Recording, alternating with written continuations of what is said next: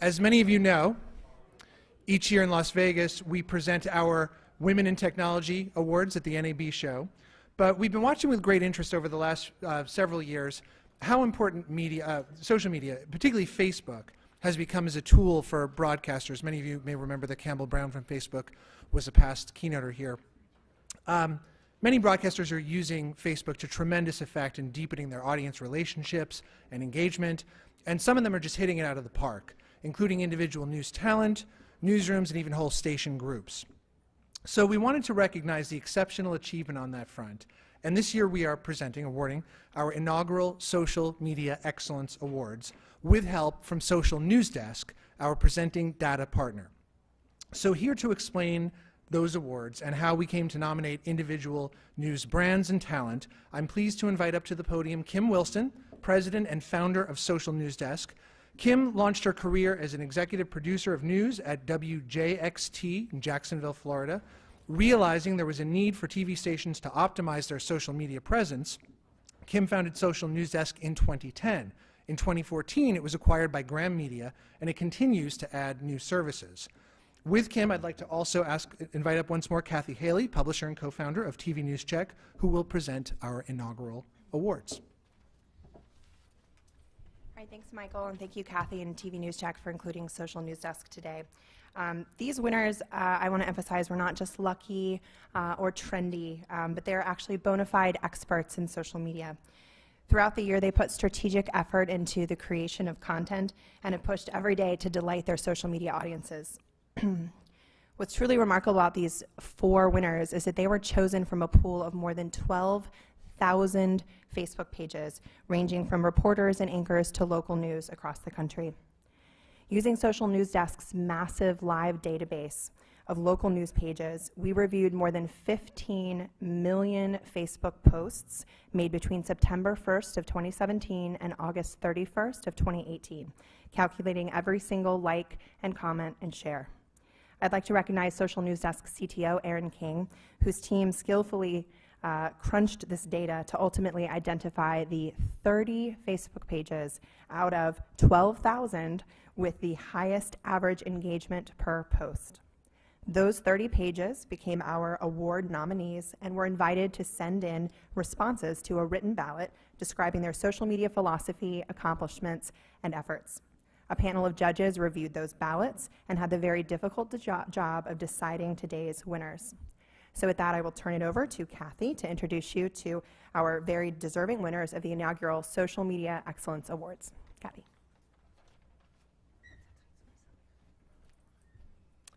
Thank you, Kim. It's nice being a publisher. You get to give out the awards. I served on the judging group for these awards, and I was struck by just how long I spent with their posts, their videos. I was engaged. Before I introduce to you our first winner, we want to remember Chris Bradley, a social media star who died of cancer last week. When Social News Desk sent us the list of 30 local brands and personalities who had scored the highest engagement per post, Chris Bradley had far and away the highest score, even though he'd been away from his job as chief meteorologist at 10 TV Columbus, Ohio, for more than a year. Chris had always shared his life with his viewers. An openly gay man, married to the love of his life and with 2 kids, he was a highly visible role model for the gay community, and especially young people coming to terms with an LGBT identity in the Columbus area. After being diagnosed with an aggressive form of leukemia, Chris continued to share his life with his followers. He posted updates on his treatments, how he felt, how lovingly he was being taken care of. Local TV lost a leading light, and Columbus lost a great community leader when Chris Bradley passed away on December 5th. He was a great example of how local TV news personalities are evolving in the age of social media. We're going to be presenting 4 awards today, and instead of having our winners do acceptance speeches, we're going to ask them to sit down and sit for a panel and explain their strategies and their approaches during a panel session that Kim will be moderating. Would Hope Wilson join me here on the stage?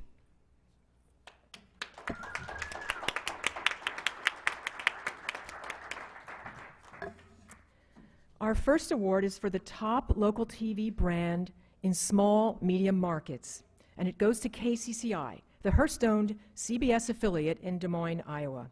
Behind KCCI's success is a strategy of creating multi-platform news experiences by taking the station's best stories and publishing them across social media networks in creative and engaging ways. A highlight of this station's strategy, and you need to check this out, is a series called Against All Odds, about people who have triumphed over tremendous adversity. An important player on the digital team is Hope Wilson, social media producer. And it is my honor and pleasure to present to Hope the 2018 Social Media Excellence Award for local TV brand, small and medium markets. This one. Whoops. Wrong one. Congratulations, Hope. And to everybody at KCCI. It's time for Christy O'Sullivan and Chris Boax. Boax? I hope I'm pronouncing your last name wrong. Right.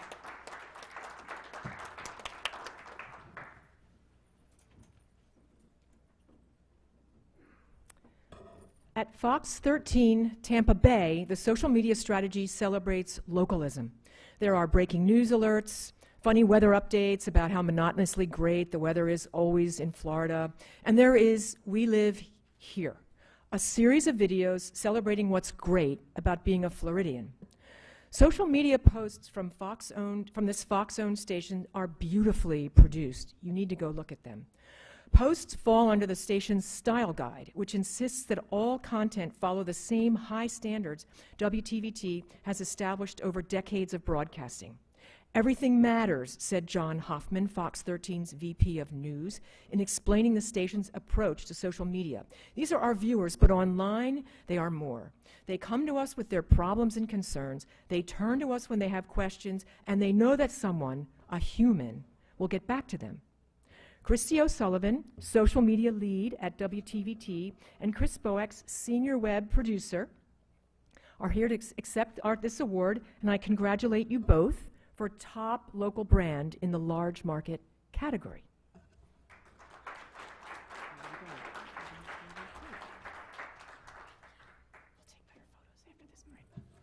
Thank you. Have a seat.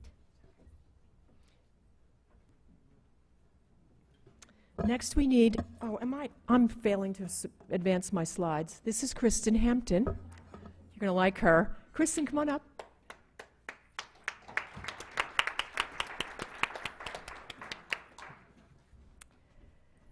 Our next Social Media Excellence Award goes to a features reporter who has fine-tuned the art of sharing her regular old self with her audience and her sizable social media following.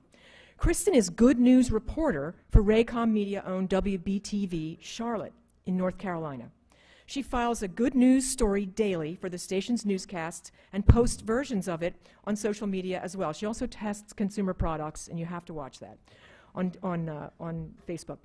Kristen says that because of her on-air role as a features reporter, she doesn't have to maintain the gravitas that hard news reporters and anchors have to maintain on social media. Her good news stories and social media posts have grown so popular that Raycom plans to make the on-air versions available to all of its stations and has promoted Kristen to corporate so she can spread her franchise to more markets. It's my pleasure to present Kristen Hampton with the 2018 Social Media Excellence Award for Top Talent of 2018.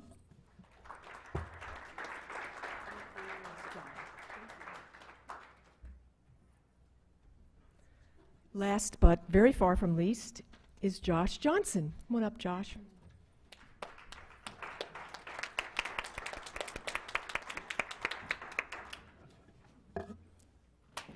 This fourth award celebrates innovation in social media.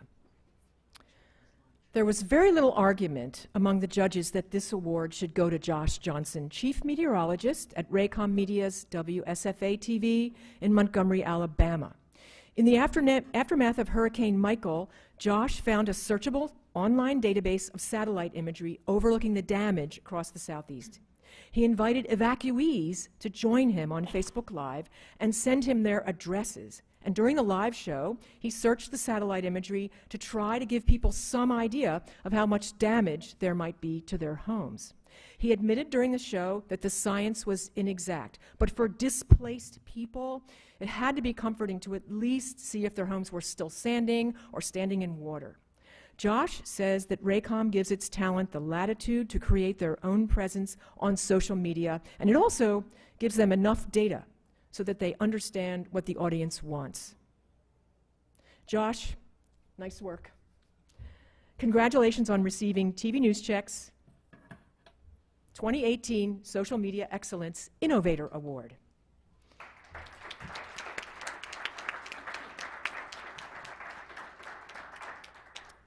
Go ahead and have a seat. I hope that's yours. Yes. And now we'll turn it over to Kim Wilson. I know it's very small. Right there. So I neglected to bring my voice with me to New York, so I apologize in advance. All right, so what I thought today what we would do is to ideally give you a little taste of why these folks won this award today. So the best way to do that is to really show you their work. So what I'd like to do is maybe start quickly with a video from the team in Tampa, and I'll show you kind of some of the series that Kathy was talking about.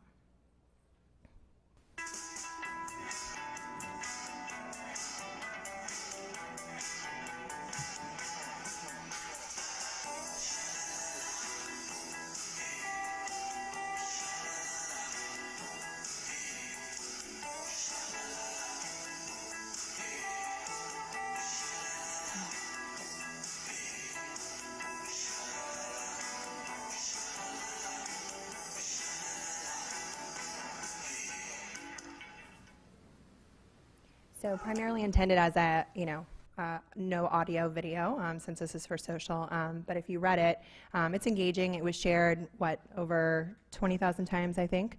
Can you guys tell me a little bit about this series, kind of how you find dedicated resources to put things like this together, like social-only content?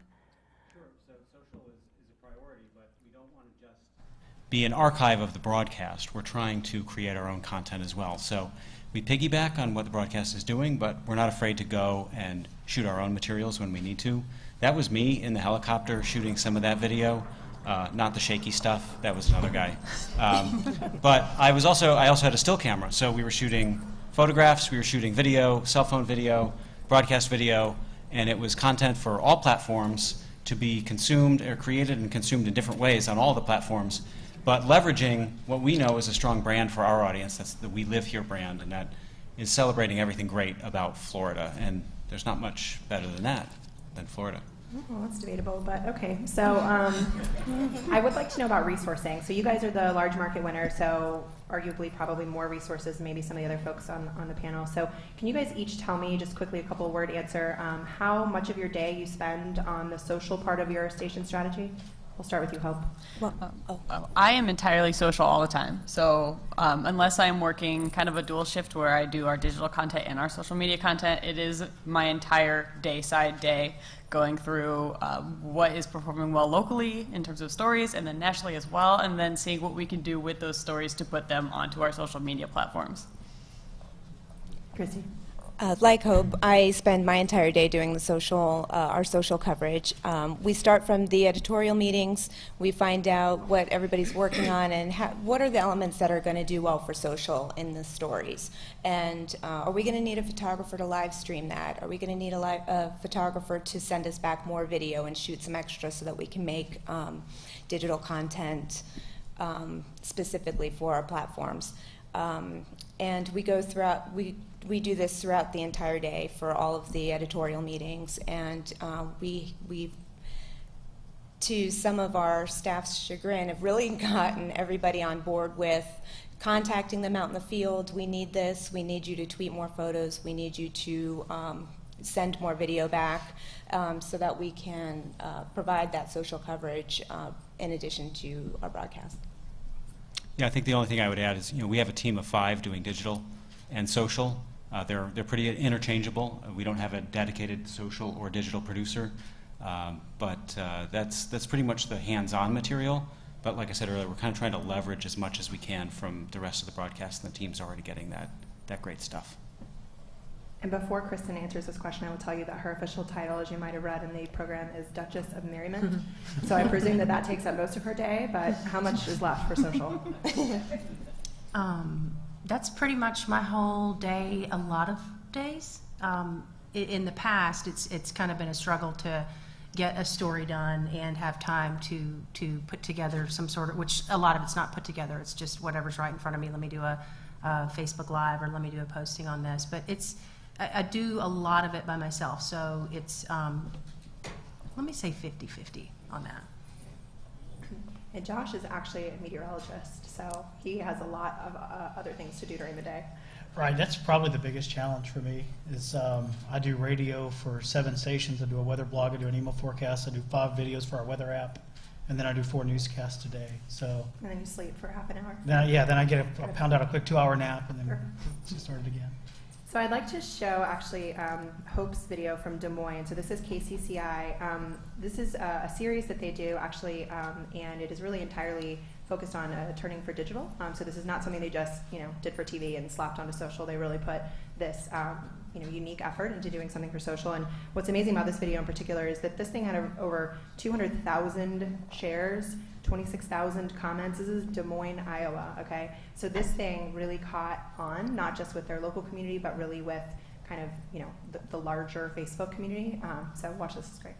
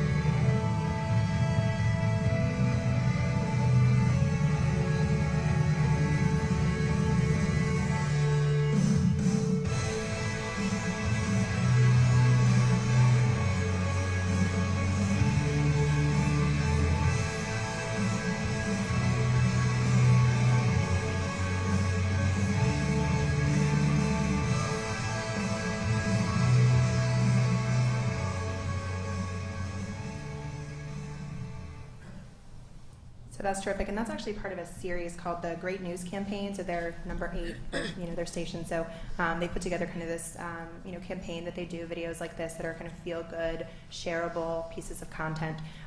Hope, I would love for you to talk a little bit about kind of the what you get from your corporate team, how they encourage you, technical perhaps supplies and things that they provide, things that they do to help you guys succeed and turn around content like this. Sure. So just kind of on a baseline, we have a nice template that helps us craft our videos and helps us do that quickly. So we have components for the text overlay and to be the right size for Facebook, so like a 1x1 video with our logos in it already, and we can kind of preload and add, and that has really helped a ton. On the other spectrum of help, they are willing to see when we make really great content or when we have a video that we've worked on and that we know will perform well, and will encourage other stations to share that as well, just kind of within Hearst, and that helps tremendously, and really I think shows us that we're doing a good job. It helps us feel like we've made great content, and helps us spread that, especially when it's something nationally that can reach the hearts of a lot of different people. That's really excellent and very helpful. And I think it's worth noting that both of our talent winners are actually from the Raycom group, both in relatively small to medium markets, but doing some pretty fantastic things, and again, coming out of the Raycom group. So Josh is our innovator winner, and Kathy talked a little bit about this clip. Can you play that? There's no sound. I just would like you guys to kind of see it, and I'm going to ask Josh to kind of explain what it is that he did with this Google map and after the storm and trying to help people find their homes. So the U.S. government took aerial photos of the damage in Hurricane Michael's affected areas, and we had thousands of people in Alabama who were displaced, basically refugees and evacuees living temporarily in Alabama, who were bombarding us with questions about back home. So what we did is brought in this the aerial imaging as part of a Facebook Live. And on Newscast, we invited them in. We shared it with our other Raycom stations in Alabama, WBRC in Birmingham, WAFF in Huntsville. They shared it on their station Facebook pages. So we were able to reach a huge number of people. And all they would do is come on, comment with their address. We would type it in for them and then do a little bit of analysis and say, okay, clearly there's a lot of damage at this address. Then the next address would come in. Okay, you look like you're okay. You're in a pretty favorable spot away from the water. You probably didn't have much damage at all. We used something called open source broadcasting. It's a software platform that allows you to do some screen captures and stuff like that. So all this is really just it's a screen capture of that computer that we were running the aerial imaging website off of. And all this is web. I mean, and OBS is a free piece of software. This entire thing cost us nothing to do. This is just sort of the idea. And this was something that you came up with, or how did the idea get started? Yeah, I came up with it. Back a long time ago, I worked in South Mississippi after Hurricane Katrina, and our TV station was the only place in town that had power, so we invited Hurricane Katrina evacuees to come to the TV station and mark themselves safe after Hurricane Katrina. The government had a big website you could do that on. This was before Facebook, if that makes us all feel old. But I was kind of brainstorming about what can we do now to sort of give these people some peace of mind, and came up with the idea. We did it between the 5 and the 6 o'clock newscast, so I did it at 5:30. If I had anything to do over again, I would have done it at a different time. I had no idea what kind of reach it would generate, so we sort of ran out of time with it. But that's how it sort of came about.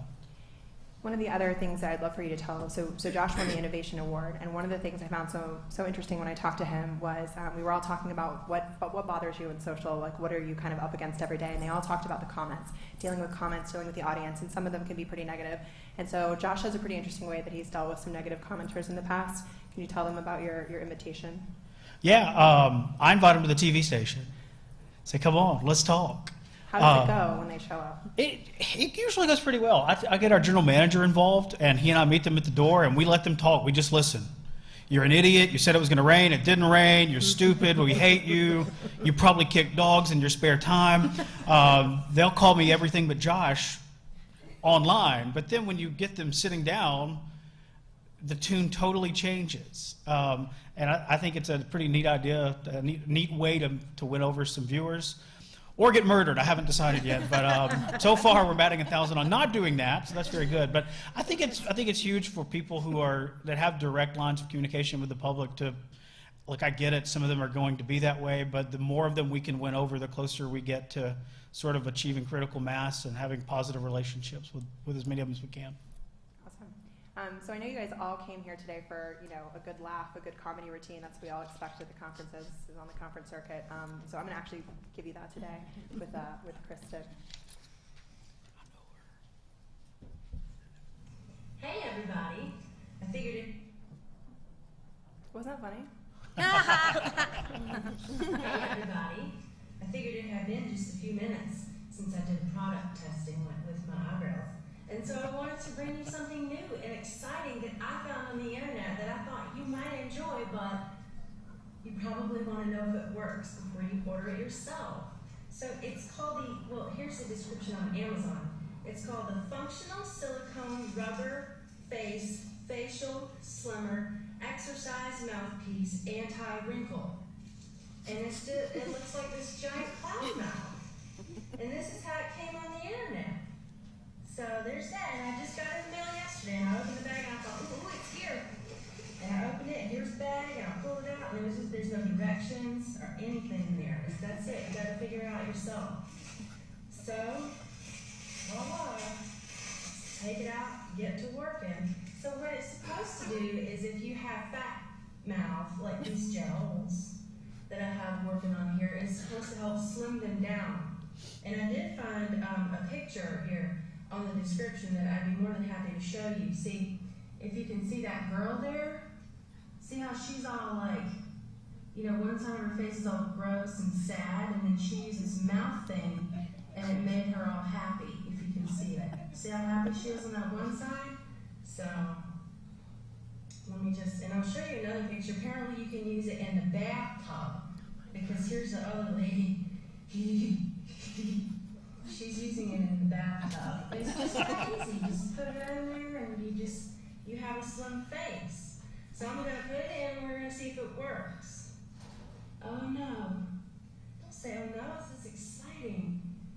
You're gonna do this in my fitness class. Okay, so it's just a mouth and it's made of silicone and I'm sure lots of toxic poisonous chemicals. But I'm just gonna put it right in the mouth because, you know, beauty first, beauty before health. Okay, here we go. Just put it, it doesn't even say how to do it. You just gotta go figure it out on your own, but it's got this little flap. Okay, I'm doing it now. It's pretty big.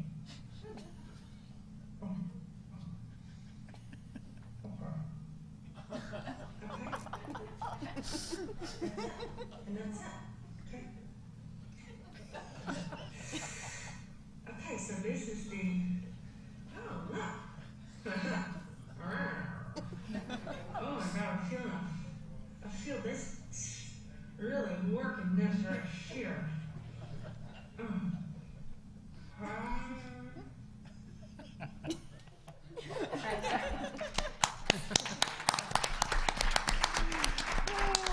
So that goes on for like, how long was that? Probably.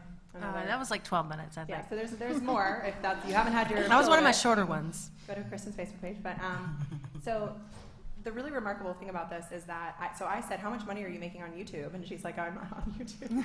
I was like, well, let me be your agent because we got to get this going. But so these things are created just for this. And this isn't even her day job. This isn't even like what she does for the newscast. This is just, I don't know, what comes out of your mind, I guess. So where do these things come from? A beautiful accident that happened. That one was the very first one, and it's got almost 43 million views on it. And I literally thought, well, this thing looks weird. I saw it on Amazon, and I bought it and got it. And I was like, I don't know about this. And then I did it, and I noticed there were like, I was just doing it, like 3,000 or 4,000 people are watching on Facebook Live. And I was like, what is going on here? So I just kept on with it. And I'm noticing now, like watching in front of people, I don't know if you can tell my face is so red. I'm like incredibly embarrassed because I can see you guys. The other people are just numbers. But that's how that whole product, it turned into Product Testing Tuesday, just because that was the alliterative thing that I liked. But yeah. In case you didn't catch that, so over 40 million views, 200,000 shares on this video. And so she does these product tests, and so from a talent point of view, when you're trying to turn a story and do whatever else you're trying to do during the day, is this something where, at what point during the day do you have time to do this? How do you work it in? Do you have, obviously you do once a week, but like, what is the timing? How do you manage your time? I try to do, for Product Testing Tuesday, I try to do it around noon, sometime around noon. So I'll schedule a story or whatever, either early in the morning or later after that. Okay, like but you have to spend like a few hours shopping for this stuff too, right? I should do that in my free time, laying in the bed on Amazon, something like that. Okay, great. So have these things actually been put onto the broadcast yet? Is there a plan to turn you into like a product tester on your actual show? We've talked about it, but I don't know that these would obviously, I think my longest one is like 55 minutes because sometimes I get really into it and I cannot stop. And I just can't hit finish on the Facebook Live. And I don't know how well they would go over on TV. I think we've put one cut down version on TV, but it's such a different audience, and it's such a different, like you throw that in the middle of a quarter hour of the 5:30 newscast, and it's kind of like, okay, you got to do some really serious setup to get that to fit in there. So I think we've done it once, but I don't know. I think they're really good on Facebook with the interaction there and everything. I think that's what makes it so cool. So can you guys raise your hand if you're directly monetizing any of your social content, like someone's paying you to post it in some fashion? You can raise your hand. No? Okay. So I'd like to know a little bit more about that. Josh, maybe you can start. Tell us kind of what are the types of things that the advertisers get involved with? When does sales come into the conversation, and how are you involved in that? I'll mock it up is what I do. So sales came to me and said, how can we make some money off Facebook? And it's top of mind for me too. One thing we do is we run a countdown that leads into all of our Facebook Live. So it's like this Facebook Live will begin in 30 seconds. We put a logo up on the top of the screen when we do that. We get $2,500 a month off just that logo placement. I don't have to say their name. I don't have to come on down to Bob's Tire Shop for the best tires in town. You could charge double if you did I know, well, yeah. I'm glad none of our salespeople are in the room. I think they'd have me looking like a NASCAR driver pretty quick. But we do that. We do some contests. We did a pet. There's a place in Montgomery called Pet Palace Hotels. It's like a high-end pet boarding. And we just had a Pet Picture of the Week contest that was all Facebook, except the winner was announced on the 10 o'clock news. They got a logo out of that, and I think we got $10,000 off that. So. And what made you decide to do pets? Because I found I could post the most salient, brilliant weather analysis ever done, and 6 people would like it. But if I post a picture of my dog, 10,000 people liked it. Pets do well on social media. Balding weather geeks do not. So yeah, well, let's just post a bunch of dog pictures. So we did. We made money off of it. And Josh literally drives this a lot of times. Like he said briefly, but he'll sketch up a concept and go to sales and say, I have an idea on how we can make money through what I'm doing on social, which I thought was pretty cool too. There's not a lot of meteorologists that are doing that. Yeah, and I would encourage you to encourage and allow your people to do that. I mean, your people who are frontline producing content on social media will have a very good understanding of what's working and what's not working and what would be a good fit for certain niches of advertising. So I know we've got the wall sometimes between sales and news, but in this case, I think it's okay to put a little door in the wall and walk back and forth. And so, Chris, what are you guys doing in Tampa? Well, I would encourage the opposite of that too, and that if we come to you and say, no, that isn't going to work, please do listen to us and not try and force it. What we are doing, though, is taking, we have a lot of webcams, and we stream those webcams on Facebook. It fits in well with our brand. We talked about earlier the We Live Here stuff. People love to see the beautiful beaches, the beautiful coast of Florida, and we have some sponsors who get their logos on there. And some of them are on air mentioned, some of them are not, but on Facebook, when we stream it live, they all get the logos, and we have, some of them have specific criteria for when and how we share them, but that keeps us out of the, well, gosh, should this have a logo on it? It's a car crash kind of thing, you know. We're not really making that call anywhere. It's just weather cams, that's it. So I want to switch gears for a second and talk about Twitter, if you guys remember that other thing, other than Facebook. So Twitter and Instagram too. So these guys all excel in Facebook for sure, and to varying degrees, they are also publishing content to other social platforms. But I would say in all cases, much to somewhat of a much lesser degree. So can you guys, maybe Hope, I'll start with you. So Hearst in particular has been really quite aggressive with their Twitter strategy. And so can you tell us a little bit about kind of what you guys are doing with Twitter, how it fits into what you're doing, and kind of how you focus time on that, given the percentage return if you compare it to Facebook? Yeah, so I mean, part of our Twitter strategy is that we encourage our reporters to just nonstop tweet pictures and videos. There's no limit to how many times you can tweet per day, and a lot of our content, just as a baseline, will come from retweeting that content, which is easy and involves pretty much no work. We are doing a really concerted extra effort into doing Twitter moments when that's feasible. Not a lot of people mess around with those, some do. It's really nice because you can capitalize off of a big breaking news story or a story that's going viral in your market, and a Twitter moment will work for that, compiling video from that, some pictures from whatever the story is that you're going to do, tweets from your talent you can pull into that. We've had really successful Twitter moments from subjects ranging to that video of that man walking. We had a Twitter moment for that. We had a Twitter moment when Iowa's governor signed the bill. It's a fetal heartbeat bill that was very controversial, and that did really well. We had a Twitter moment that was an inflatable duck that got loose and rolled down the street, which I think outperformed almost all of those ones I just mentioned.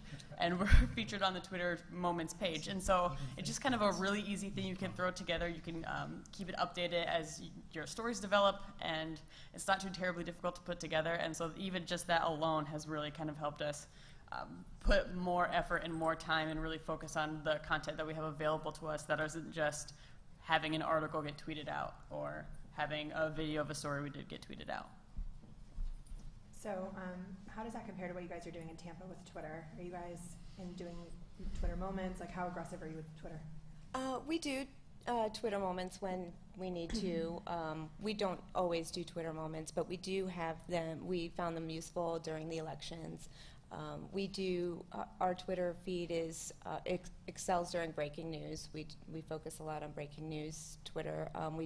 We have a little fun with Twitter sometimes with GIFs and videos, and a lot of our videos have been doing better on Twitter. But we produce all of our content specific to each platform. So if we have, we tell a story one way on Facebook, we'll tell it a different way with a different video on Twitter, or with a GIF or with a photo, and we just sort of produce things separately for each platform. And I think, Chris, you had told me that Instagram is something that you guys haven't done nearly as much with as probably Facebook and Twitter. Can you tell me a little bit about what you guys are thinking about Instagram at this point? I think we all really enjoy consuming Instagram, but monetizing it and driving that traffic back to the website where we're ultimately monetizing it, we haven't figured that out yet. And until that happens, I don't know that we're going to end up devoting a lot of resources to it. Our San Francisco station does a phenomenal job of producing content for it and engaging their audience there.